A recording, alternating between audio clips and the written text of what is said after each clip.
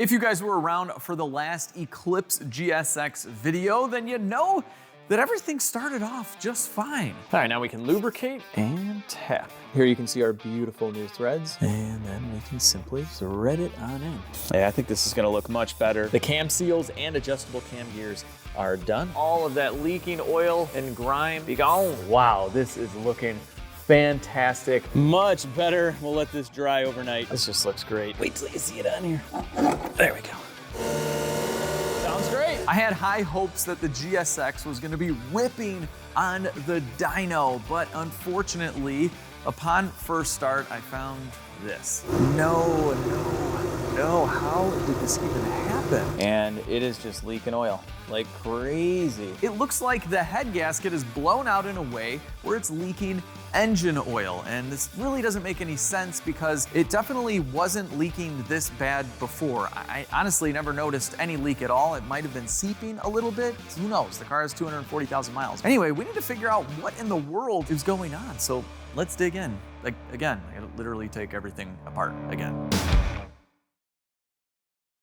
All right, so it looks like the head gasket is leaking in this corner down there. And after filming the last video, I had someone start it and I just ran around with a pen light for like 10 seconds to see if the leak was coming from anywhere else, and it's not. It's just right there in the corner, and it happens immediately. So this wouldn't make much sense, but maybe the head bolt's loosened up. Let's get the valve cover off. Plug wires coming out again. And now let's zip out the 50 million bolts for the valve cover. Okay, valve cover coming off. All right, I'm gonna hit this head bolt in this corner first, just with a little guy. Yeah, and right off the bat, I don't think it's loosened up. These take a lot more torque than I can do with this, but just giving it a once over first. I mean, the other ones didn't click at all. This technically did click once, and this is the corner. Let's see if this thing has at least 70 foot-pounds.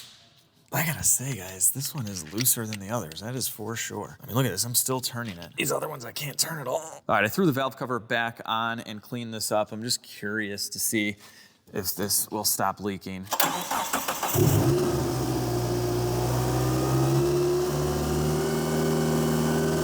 Nothing yet. It would have leaked by now.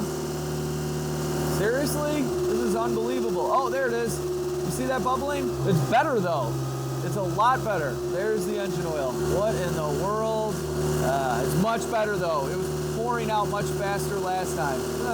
There we go. Well guys, I think that's pretty much it. This confirms we have a leaking head gasket. It definitely got better from tightening up that one bolt that got loose. I mean, that usually happens when a head lifts when you're beating on a car, but I really haven't been beating on this car. So I don't know, but either way, cylinder head's gotta come off. All right guys, I've moved the Eclipse over to this stall here. I don't need the lift to do the cylinder head job, and you never know when you need your lift. But I have this thing jacked up on a jack stand. Wheel is off, and since we don't have the fender liner or anything, we have access to the front of the engine. All the fluids are drained. I have most of the hardware off for this exhaust manifold, so let's get the last nut and remove this, and then remove all sorts of other things around the head. I wonder how this exhaust manifold paint job from the last video is gonna hold up once we get this thing glowing hot on the dyno. So far it's been great, and I've had this thing on and off. I think this will be like the third time now. All right, one last nut.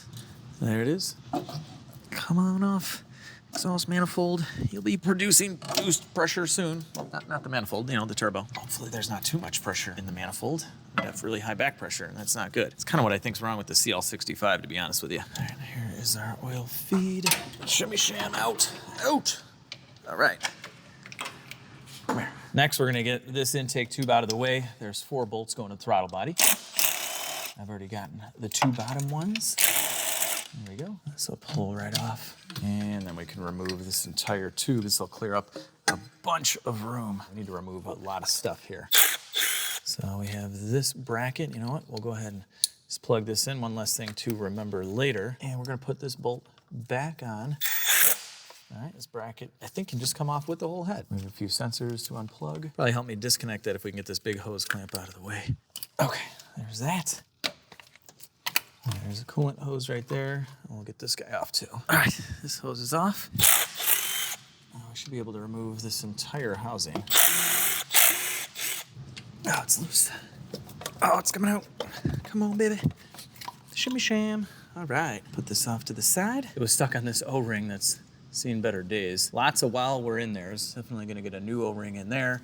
Probably replace some of these hoses as well. Honestly, doing a head gasket on a 240,000 mile car is probably a good thing to do, even if it's not leaking, because you're gonna run into a lot of little things that you need to do. And honestly, it's not that expensive. Let me show you guys what I'll be installing. Sorry, I don't know why I'm so out of breath. That thermostat housing just kind of beat me up there. Man, I swear I'm not in this bad of shape. Okay. Here are the parts. All right, and here are the new parts. And I know what you guys are thinking, Alex, why aren't you running an MLS or multi-layer steel head gasket and head studs? Well, the reason is I got everything, this entire kit from Felpro. This is all just factory stuff for $140. And my goal for the Eclipse was always to see how far we can push a totally stock engine. So I didn't want to go with studs and expensive head gaskets. Those alone would cost like $600, $700. That would throw out the window the whole stock engine thing. And guys have seen like 600 all-wheel run 9-second passes on the factory graphite head gasket, usually with studs, but I'm only going for like 400 horsepower. So I'd rather save the money and then one day just build an awesome engine and just dump everything, every penny of my kids' college fund into that engine. But seriously, for my goal right now, this is perfect. And look at this, it comes with every little gasket and seal we need. So a lot of 90s Japanese cars have a million vacuum lines, and mine are in really good shape. I don't see any reason to replace them, but I've disconnected these 3. It's always a good idea to take pictures of stuff, but now we can remove the throttle body. There we go. We kind of just set this off to the side, and there is another gasket here. And for now, we'll leave the rest of all of this connected. I've disconnected most of the engine harness, so we can move that over as well, kind of get it out of the way. It's a nice little area we can just tuck stuff in. Look at this mess. Start pulling out our big red spark plug wires now. All right, goodbye. Well, I spoke too soon on hoses that were in good condition. Look at this guy. It does not want to come off. Oh, this is brutal. I'm just gonna cut it in this the old sliceroo. Jeez. There we go. Okay, yeah, we'll deal with that later. All right, everything is disconnected as far as vacuum lines and electrical connectors. Let's get this valve cover off. You guys have seen me remove the bolts quite a few times. There it is. And here are our cams. Once again, we will get rid of this, well, quite frankly, a new gasket that we'll likely be replacing again. Why risk it? All right, let's remove some spark plugs. If I had the right socket, that would be nice. I do not. I grabbed the 16. These are gigantic ones. For these spark plugs, you need a 21. All right, before we disassemble anything, we're gonna stick this into cylinder 1. Then we're looking at this mark here. Then we're gonna turn the crankshaft. And there's a few marks to go off of, but right when that stops going up, we should be right there. We'll see our cam lines line up. I gotta go back just a little like that. And now we have the oil pump lining up, this side as well. And most importantly, there's our crank lining up. Now that we have the timing marked, we can remove the timing belt and then the head. Now we have a 14 mil for the timing belt tensioner. And we'll give that a few turns, loosen it up. That'll relieve all of our tension. There we go. All right, now we're gonna hold the cam with our wrench. Remove these cam gear bolts. That's what's supposed to happen, and you let the wrench fall to the ground. It's in the instructions. All right, there's my wrench, and yeah, I need new boots. I finally got me a new pair from Brunt. A lot of people talk about these online, and they're supposed to be really, really comfortable, and they look amazing. So here they are. This is their next gen Marin boot. It is waterproof, oil resistant, slip resistant, and non-marring. I got Max a pair too, so we're gonna surprise them. Now I also went with the composite toe boot. So this is like a steel toe boot, but much, much lighter. Very important if you're working in the shop. These are also electrical hazard rated, and being the next gen boots means they have improved cushion and support and breathable construction. These use a Texas steer leather. The stitching looks amazing, and their outsoles are heat resistant up to 572 degrees. I kind of want to buy a second pair that I don't use in the shop just to keep them pretty. All right, let's go give Max a pair. Max, I got your new boots. Oh, sweet, thanks, dude. No problem. They got that new boot smell. That's the best part. Looking good, Max. Looking good. Thanks, man. Now, the best part is if you guys click on my link down below and use coupon code LEGIT10, you're gonna get $10 off your next purchase of $60 or more, and they have a 30-day risk-free trial. You can try your boots. If you don't like them, return them, and they'll even pay for shipping. So take advantage of the deal. Now back to the GSX. All right, since we have the timing belt loosened up, this guy will pop off. Now, I did zip tie these together. It's not super important. The timing on this is really easy, you know, so whatever. All right, there we go. Cam gears are off. We're able to leave the camshafts in place. These are the head bolts, and we're gonna go in a specific sequence. You tighten the bolts in a specific sequence, and you loosen them in a specific sequence. Say specific sequence more than twice fast, because I can't even say it anymore. I'm done. All right, so I have my specific sequence right there, and we will loosen. That's 10, there's 9, 8.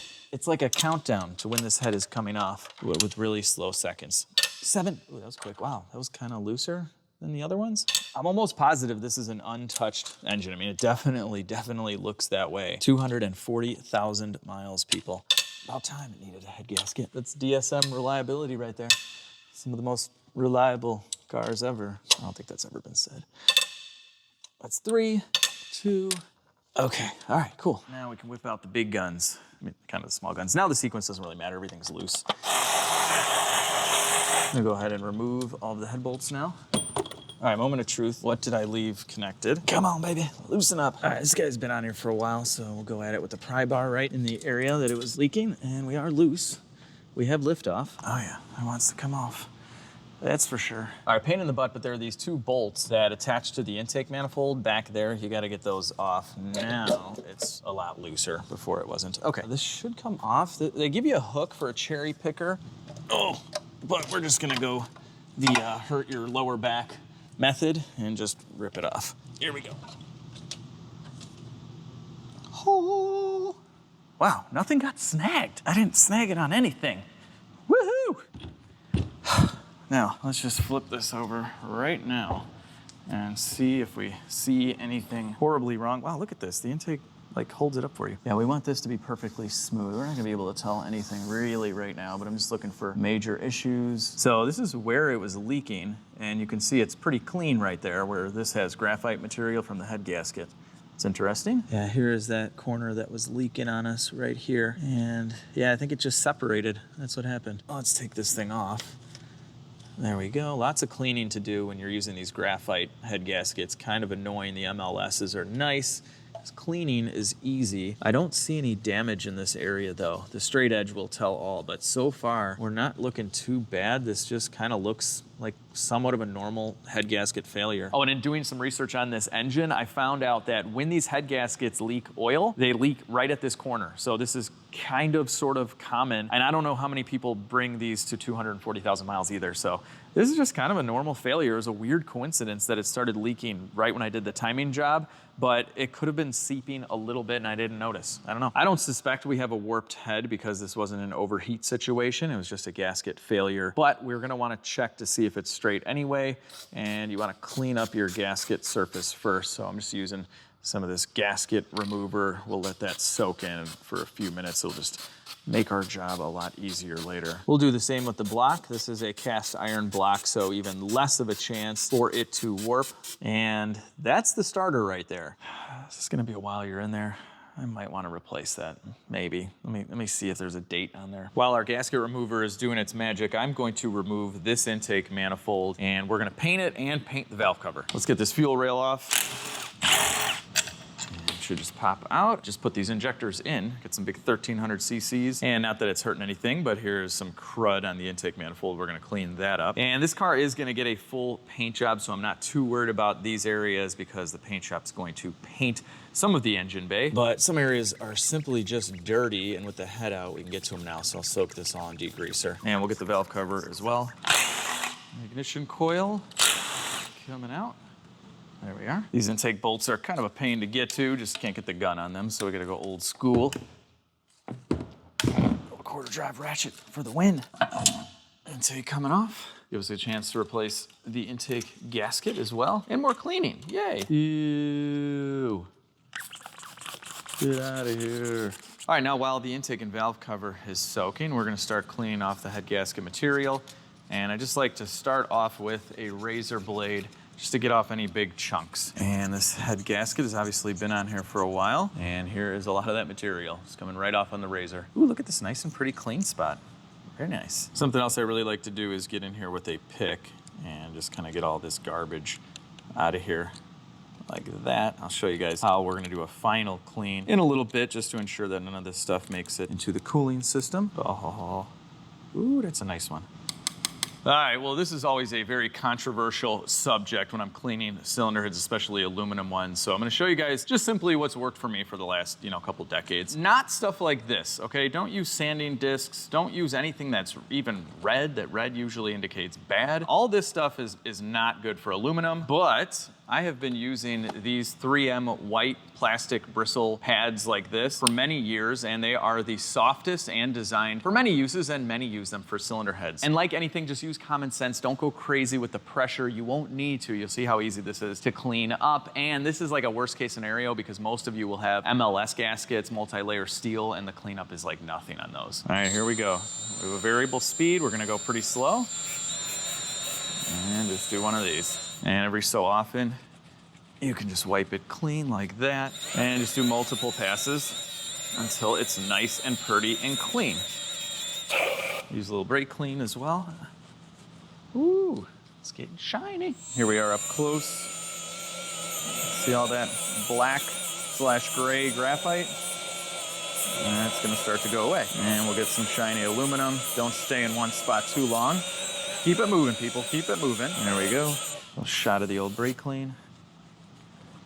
All right, we're getting there. Here's what the cylinder head looks like after a few minutes of cleaning, looking pretty good. And what you see here is staining from the head gasket. And cleaning the block is basically the exact same way. This is a cast iron block, so it is much more forgiving. But what I like to do, instead of getting all this stuff everywhere, if you get your vacuum right next to where you're working, you can just suck it right up and not have to worry about it. But as you can see here, this gasket material just kind of plugs up. One of the big reasons why I like the multi-layer steel. Get out of here. There we go, look at that. And multi-layer steel is much stronger. It's a much better head gasket. It does require the surface to be a lot more smooth because it is less forgiving. Like these gaskets will kind of fill in little divots, but the engine, the head, everything was designed for the type of gasket that you're using. If we were going MLS, I would probably send the head out to get it smoothed out a little bit more. All right, hang on. We're actually at my home garage here with the Eclipse head.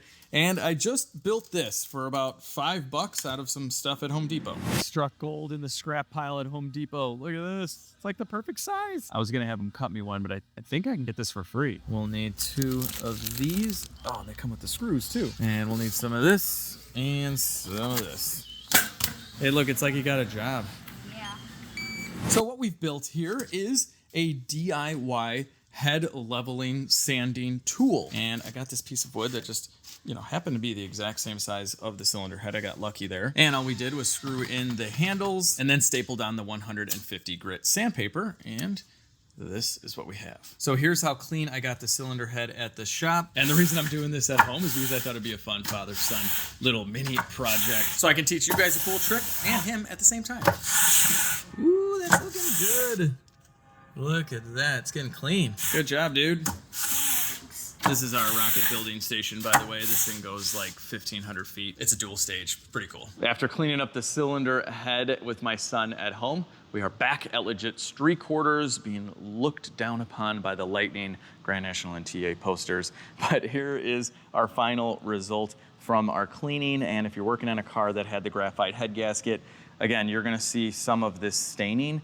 You can't feel this even with your fingernail. It's just staining, and unless we send this to a machine shop to have it milled, where they actually remove a significant amount of material, you're gonna see this, and that is fine. So after the 150 grit, I stapled some 400 grit right over, and this is our final product. Now, the ultimate test is going to be our cylinder head straight edge. You can use this for engine blocks as well. This is a weighted straight edge, and it's perfectly flat and smooth. And so we're gonna line it up in a few different planes here. This is a general rule of thumb, but we're gonna use a 4/1000 of an inch feeler gauge here. And if this head is flat, we shouldn't be able to stick this in anywhere. So we're just gonna test this around. Looks like we are okay. We're good. And then we'll move this around the cylinder head and redo the test. So you want to test this in quite a few areas, make sure this thing is totally flat. And I think we are going to be good here. This is not even coming close to going through. This is where the cylinder head was leaking before. So I just want to spend a little bit of extra time in this area. Now I'm using a 2000s feeler gauge right in that corner, and it is fine. There is nothing. Now you might run into areas like this, and you're like, no, my cylinder head needs to go to the machine shop. But do not worry, if you take your new head gasket and put it on top of the head, you'll see this is not actually a sealing surface, it's just right in here. All right, one last thing before we start putting this all back together is the valves. So it's normal, especially at 240,000 miles, for these to look kind of crusty. These are the exhaust valves. They're always gonna look worse than the intake valves on this side. And this isn't super important. You can spend a lot of time cleaning these. I spent like 5 minutes on these and they're slightly better. But just understand that is not affecting flow or anything. Right here is the important part. And because we have port injection, this side of the valve looks great. So that is where the air is gonna come in on the intake side and come out on the other side for the exhaust. So that's all clean. Don't worry too much about this. Now, if you get this back from a machine shop after a valve job, they should look much better because they're gonna hot tank everything and clean it up to perfection. But for a DIY project, you're good to go. Now, when I did the timing belt, I did these cam seals, so we're good to go there. But I had this on order. It didn't come in on time. So this is the camshaft position sensor. So I think it was like 30 bucks, definitely a good while you're in there. And it gives us the opportunity to just kind of clean this area up a little. Just a little scrub-a-dub-dub. Oh yeah. With everything nice and shiny and clean, we can swap out this sensor. Although now it looks great. That's just on the outside. What I worry about are things like this. Do you hear that? All this wiring is just super brittle. Look at that. Yeah, that's why we're replacing it. We'll transfer over our bracket, slide the new one in just like that, close it up, and then we'll just bolt it right back in. It's plastic, so don't go crazy. There's gonna be a lot on this engine we torque, but little stuff like this, you don't have to worry too much about.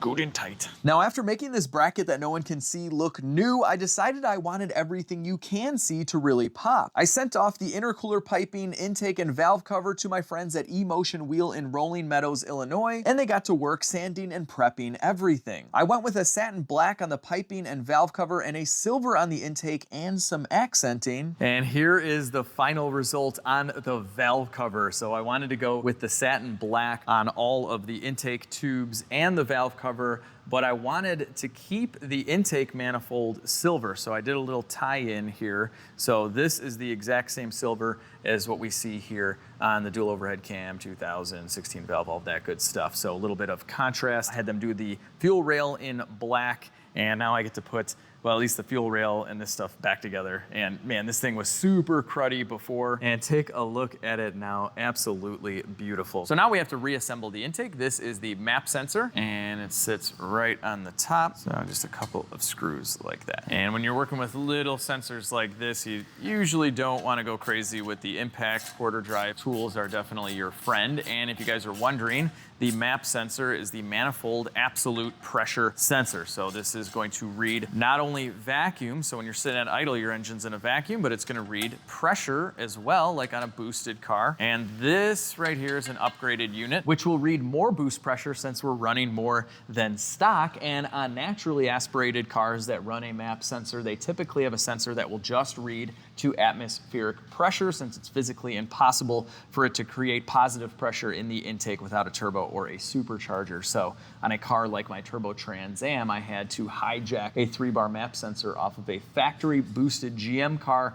I actually think I have like a Cobalt SS map sensor on my Turbo Trans Am. Thank you, Cobalt SS. Next, we're gonna install the coil packs and the bracket, and I cleaned this up, and you guys know how much I love stickers, but look at how nice this is. Actually, it's not a sticker, it's just etched in there, but it's supposed to be used with a transistor ignition. And if you guys have been following the Eclipse build, we deleted the transistor to run the high impedance 1300cc fuel injectors.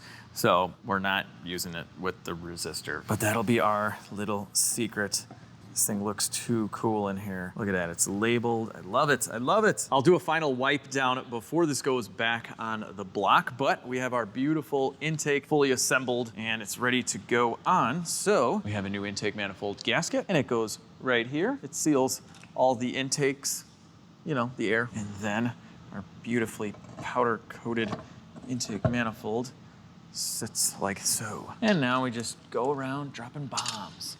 And by bombs, I mean intake manifold bolts. We'll snug all of these up by hand first. And as much as I love to torque stuff, sometimes you just really can't get in at a good angle. But luckily for an intake manifold, you can totally do this by hand because this is aluminum, this is aluminum. This isn't a fragile plastic intake where you have to follow a very specific torque and sequence. We'll be just fine here. I'll give it an Alex click, click.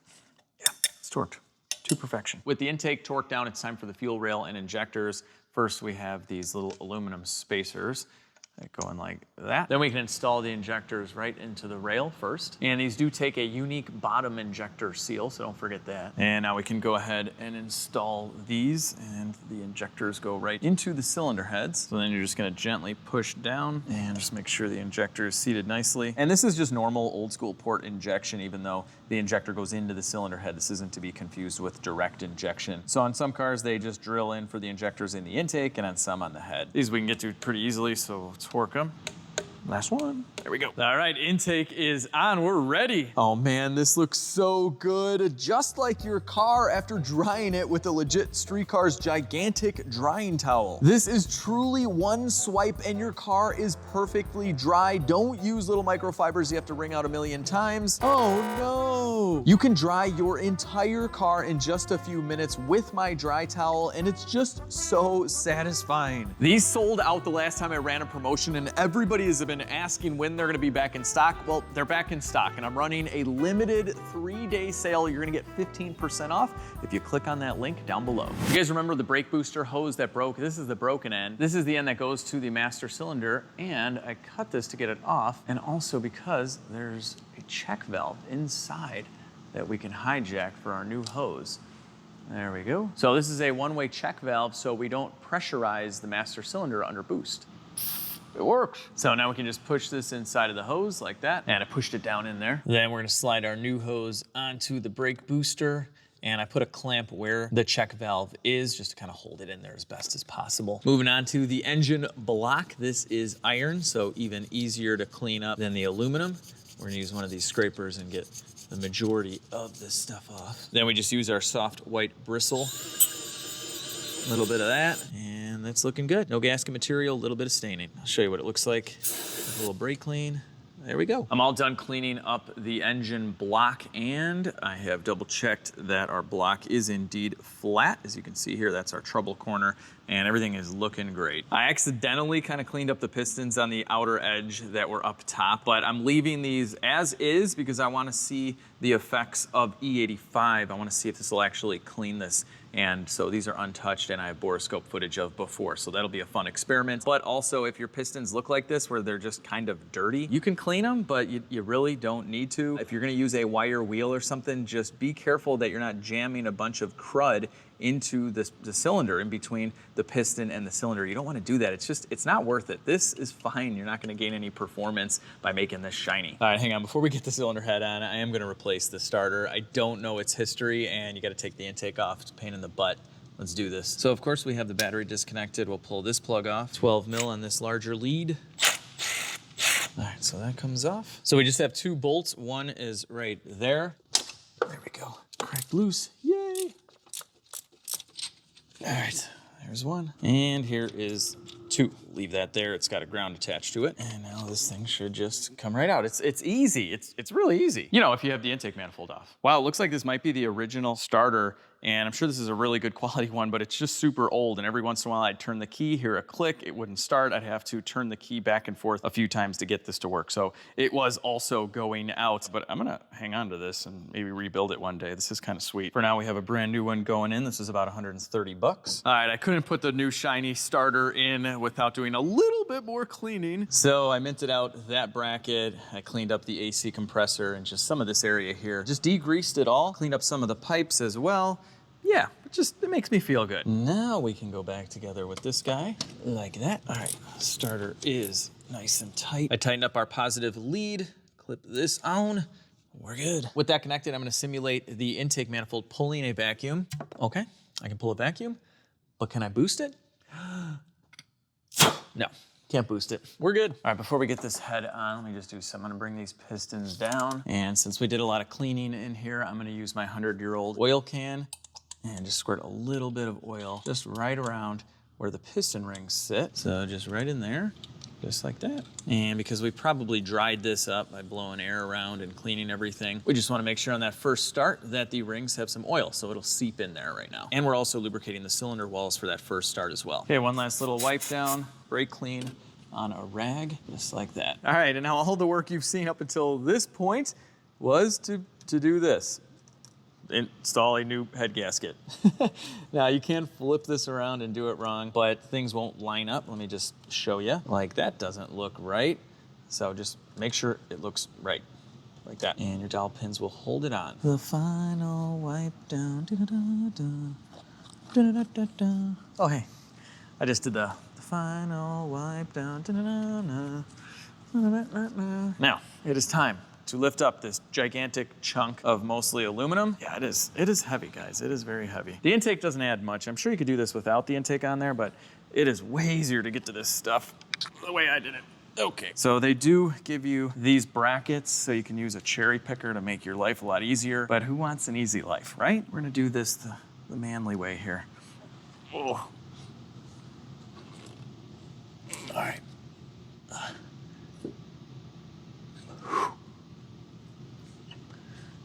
I got the other side seated. There we go, perfect. Okay, she's on. Whew, this is awesome, guys. We got the cylinder head back on. Let's do, the thing, the torque of the bolts, the new bolts right here. And they should be all the same, and they do have washers, but sanity check when you're doing jobs like this, just check everything. Make sure they're all the same length. And I think they're gonna be the same length. And yes, they are the same length, and it's about 400 degrees with 1,000% humidity in my shop today. It's pretty awesome. I do have an air-conditioned shop, but if I open the door, it's gone, and then it takes 3 hours to cool itself down again. And I can't be having that. With our new head bolts, we are going to oil the threads, just like that. And that's going to ensure that we get the proper amount of torque. Stay.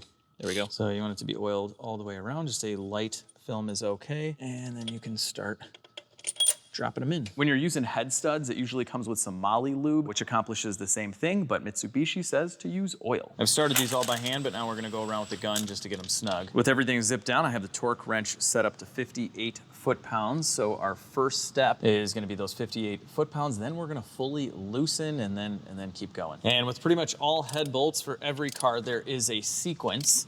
So that is 1, and then this is 2, and then we'll bounce around a little bit. It's usually from the inside out. Now we're on 3, and we'll make it all the way to 10. There are 10 bolts. All right, so everything is torqued to 58, and now I'm gonna go ahead and loosen these all the way, and we're gonna do this in reverse order. So we're starting with 10, and then 9, and so on. So after loosening, the next step was to retorque everything in order to 15 foot-pounds. So I've done that, and now we're moving on. We have 2 stages of 90. I need to step up my torque wrench game. They have digital ones now that'll do angle torques as well, but I'm going old school here. So we zeroed out our gauge. It comes with a pedestal that needs to be mounted somewhere where it's not gonna move, and that is adjustable. All right, so here we go. We are now stretching the bolt. We're at 30, 60, and almost, it's getting tight. 90, okay. Now we do have to do a second 90, but that doesn't mean you could just do 180 on that one. We have to do this in order. So we're gonna do 90s all the way around, and then another set of 90s all the way around. That second 90 is tough. I'll show you when I get there. All right, so I've done a full pass, and now we're gonna do the second one. And let me just show you how to set up this pedestal. So it's adjustable because you just need to rest it up against anything. So while you're spinning around, you can find really anywhere that it stops on. Could be here, could be there, whatever it is. This looks like a good one. Once it's there, only then can you zero out your gauge, like that. All right, here we go, people. The second 90 always is difficult. Just say that, okay? Here we go. Oh yeah, stretch, stretch. Bam. Look at that, perfect. All right, and that's it.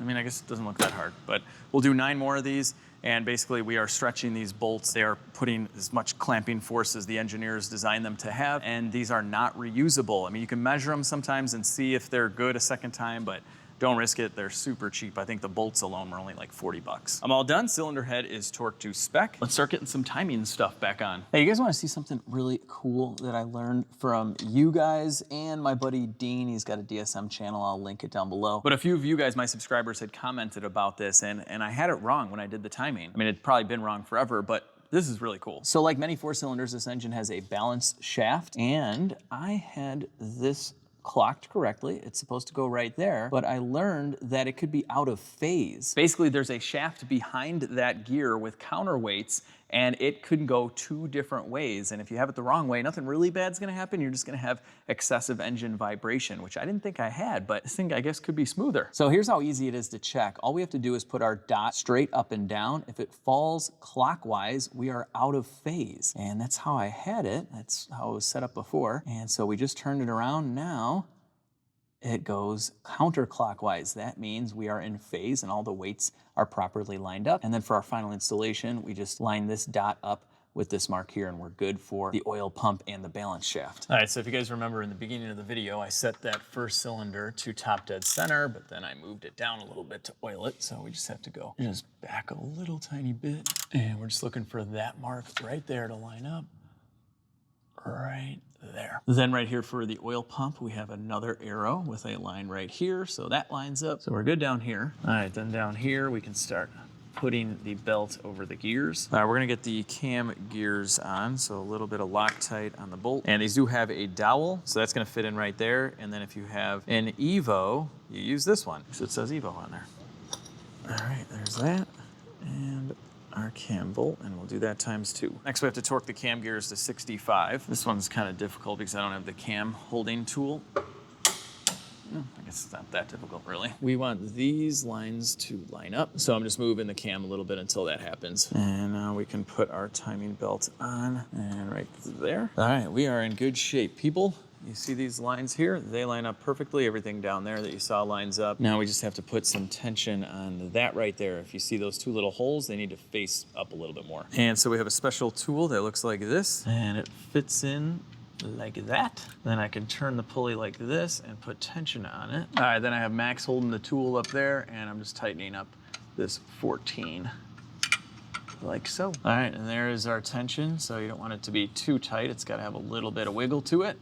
And we are good. So I spun this around for 6 revolutions of the crank and everything lines back up. That is how you check to make sure you're good. And we're good. So we have timing done, cylinder head is done, and now it's just a lot of, you know, installation in reverse order. And we're gonna start off with this O-ring. Hang on. I got a Mercedes-Benz sunroof grease it up here. Now it's ready. That one just goes on this pipe here. Perfect. And yeah, look at all this. That looks fun. Somehow, some way, that's gonna be well organized again on the engine. While we work around the engine, there's no reason we can't put the valve cover back on to, you know, to protect the engine. We'll get some plugs in here too, and I wanna see what this looks like. All new gaskets. We have some RTV in the corners here. And let's get this guy on and see what it looks like. Oh, this looks so good. Oh man, and check this out. I have a clear cover that goes right here so you can see the cam gears. Guys, look at this and that. And I have the adjustable cam gears, so they are painted black or anodized aluminum, whatever they are. They look good. Actually, you know what? I'm gonna clean up these bolts. God, I kind of wish I got new ones now. Once you start making things look pretty, you want everything to look pretty. So eventually I probably will get some nice new shiny bolts for the cam gears because you can see them now. Valve cover bolts are tight, and we'll start feeding in our spark plugs. And these are Colder plugs gapped at 24 thousandths. That's a good general boost gap. You sometimes have to play with it if it's blowing out the spark, but I think we'll be all right. All right, we got big chunks going back. This guy sits like that. All right, hang on, I gotta get rid of this horn that someone installed probably in the 90s. I think it works with like the Viper alarm or something like that. We don't need this anymore. All right, man, that really cleans this area up quite a bit. Goodbye, horn. The radiator hoses look to have been replaced, but not the heater hoses. You can see this one's starting to balloon. I just realized I totally forgot to give this to the powder coat company. I was thinking maybe going silver like the intake. This is an easy part to take off later. So I will send it to the coaters, but I have some silver that matches what we have pretty good, I think. We'll find out later. So let me just spray this now. And I hope this looks decent. This stuff's all bolted up and connected. We have 2 new heater hoses, a new throttle body gasket, and the throttle body's back on. We're gonna clean this up real quick, drape our harness over. It's time for our thermostat housing now. And it just kind of slides on this aluminum pipe that we put the new seal on. Just like that. Thermostat housing is bolted up. I ended up replacing a few more hoses while we were in there, but now it is time for our throttle body elbow in satin black, looking great. There's our intake air temperature sensor down there, and we got 2 studs and 2 bolts. One is on the bottom right there. It is turbo time. Oh, this whole thing goes in with the manifold. It's kind of nice. There we go. All right, push that on flush. Sweet, it's coming together. Manifold is tightened up. Oil feed and return are connected. Downpipe and O2 sensors are connected. And now we have to follow a picture that I took. For this, it seems like it'd be self-explanatory, but I like to take pictures just to save time. Like, I don't know about you guys, but I didn't remember that this spark plug wire was all the way over here, and then the next one is this guy. Pictures, people, pictures. All right, at this point, we're not done, but we have almost everything connected to fire this up. We just need some fluids, so let's give it some fluids. First thing I want to do is prime the engine. So we're going to crank it over. I don't have the injectors plugged in yet. All right, our new starter works, and we just got the oil kind of flowing around. It's been a while. Now I can go ahead and plug these in, and yeah, we'll fire it up. Here we go, here we go. All right, she's back. Got a little bit of smoke out the back. That's normal. The big question, is it gonna leak? Before it happened right away. You can see our new head gasket. I don't see anything. I think we're okay. Yeah, it's looking good. It's not leaking. It's awesome. Running great, sounds great. Got a little bit of a high idle. I think I gotta connect up some vacuum stuff, but yeah. All right, hang on. Okay. All right, yeah, idle's a little high, but we're good. We're good. The head gasket's fixed. It's awesome. Yes, 240,000 mile head gasket, fully refreshed and not leaking oil anymore. Comment down below, have you guys ever seen a head gasket leak oil? Because it is kind of like a rare phenomenon. Did I say that right? I've been battling this idle issue, so I got the smoker out. We got a ton of smoke coming out at the bottom of the throttle body. Now there are 2 gaskets, one here and one here. Those are brand new, everything is tight. I got the borescope going on. It's really hard to tell, but I do think it's where the throttle body meets up with the intake, so I don't know, I'm gonna take it apart. I put some RTV down on the gaskets. It still has a massive leak under there. You know what, I'm just gonna go back to the old ones. They are metal, and I went with the replacement ones that came with the head gasket kit that are paper. Maybe that's the issue. Metal gaskets are in, same thing. All right, it's coming off again. Well, you can't do this with every motor, but on the 4G63, you can flip the throttle body upside down because I thought the leak was coming from the bottom. And it is coming from the bottom, but it's where the throttle body meets the intake manifold. And I've tried 2 new sets of gaskets with RTV on them and without, and nothing fixes it. It just leaks everywhere. Seems to be leaking from just all over the place. Look at that, wow. This makes no sense, guys. This makes absolutely no sense. And it had this high idle after I did the timing belt job, like in the last Eclipse video, and I hadn't even messed with the throttle body at all in that video, and I had this exact same weird surging high idle thing. So, I mean, I know I have a smoking gun right there, but like I don't know if that's gonna fix it. I mean, I gotta fix it though. I gotta figure something out. I got the old straight edge in here. Everything is flat. And I did the same on the throttle body. That's flat as well and clean, so I think the mating surface is good. All right, guys, the mating surface on the throttle body looks fine. It could be a seal that's right here, and it's just making it look like it's leaking from the throttle body. And there's a few screws here that we can remove. And what's crazy with this throttle body is it not only has an idle air control motor and an idle set screw, but it's got another idle set screw, and then it's got a wax pellet inside of the throttle body that lets air in when the thing is cold, and that closes, or is supposed to close when it gets warm, and that adjusts your idle as well. So the idle control on this car is just crazy. All right, let's take a look. Maybe that wax pellet is bad. Maybe the seal is bad. I don't know. Okay. Well, there's our seal, and I gotta say, it doesn't look the best. Yeah, this is very kind of smushed down. This could be leaking, and this actually may be the baby oil that I use in my smoke machine, and that's why it's gotten wet. But yeah, that is not the best looking seal right there. Okay, so there it is. So I don't think we're gonna be able to verify 100% if the wax pellet is bad, but it's right in here. Coolant comes in, you can see with this tube, and there's an exit as well, and it warms up and moves. Very well could be bad. And we were getting some air coming out of this throttle position sensor too. Let's just take a look. Is there a seal at all? Okay, so I think I figured out what's going on here. This should never have any air in it, period, unless your shaft seal is going bad for the throttle blade. So that's probably what's going on. And I did see some smoke on this side as well. Basically, guys, I think this whole throttle body just needs a rebuild. Well, I was hoping to get the Eclipse back on the road in this video. It is summer and I would love to drive this car, and we still have to get it dynoed and painted and all sorts of other things, but it looks like the throttle body is gonna hold us up. I may even look into a bigger throttle body at this point if I have to rebuild the whole thing anyway while I'm in there. But the good news is we fixed our head gasket leak. We replaced 1 million seals and hoses in the process, and the engine outside of it idling really high and weird runs great. It sounds great too. So I'm pretty happy with the DSM. That's kind of like all you can ask for, one step at a time. And you guys definitely have warned me that one thing will break and then 5 things will break, and that's kind of what's going on. But anyway, I hope you guys enjoyed this Eclipse GSX video. If you did, give it a big thumbs up, share the video with your friends and family, subscribe to the channel if you haven't already, and most importantly, have a fantastic day. I'll see all of you in the next video.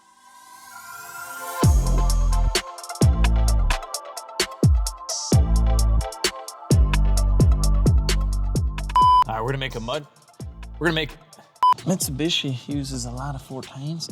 but we got to clean this up in order to check the check for warpage. Okay, well now, while the intake, and this is, dang it. Now if you bring this, now if you get this back from a, now if you break, yeah. Am I even recording? Yes, I am. Okay. We have everything assembled on the intake, so we can start going back together. Oh, wait a minute, I need a gasket. All right, I'm an idiot. Yeah, gaskets are nice. This is called a gasket, and it goes like a saw. Yes, okay. We'll start that over. With that connected, I'm going to simulate the intake manifold pulling a vacuum.